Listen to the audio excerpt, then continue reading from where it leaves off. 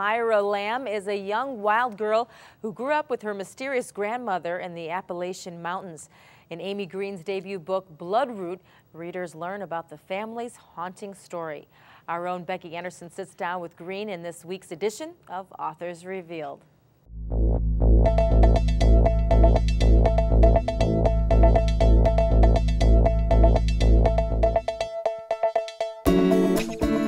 Welcome to Authors Revealed. I'm Becky Anderson. We are thrilled to have debut author Amy Greene here with her book, Bloodroot.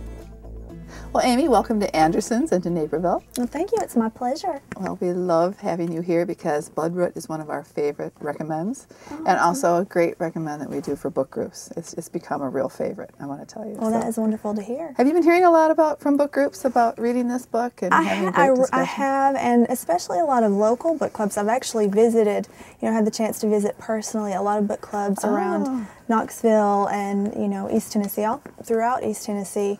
And it's really gratifying to be able to go into someone's home and really have a one-on-one intimate discussion, with a reader about your book.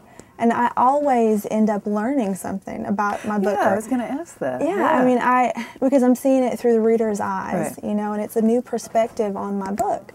So I always walk away, having had this light bulb moment where, someone has taught me something about my book or given me a new insight. Right, so, that you never saw, or you that never I never knew saw in the but process. But in a way you did after seeing it through their eyes. Exactly. I mean, it's, it's there, and somebody illuminates it for you, and you can almost see, you can articulate better what you meant and what you intended. Yeah, I can see that, totally see that. Okay, so I had these interviews with a little quiz. No pressure here on this, because this is writers on reading, what they like to read. That's right. So what was your favorite book when you were very young? Charlotte's Web. Okay. And how about a favorite book maybe when you were in junior high school, say?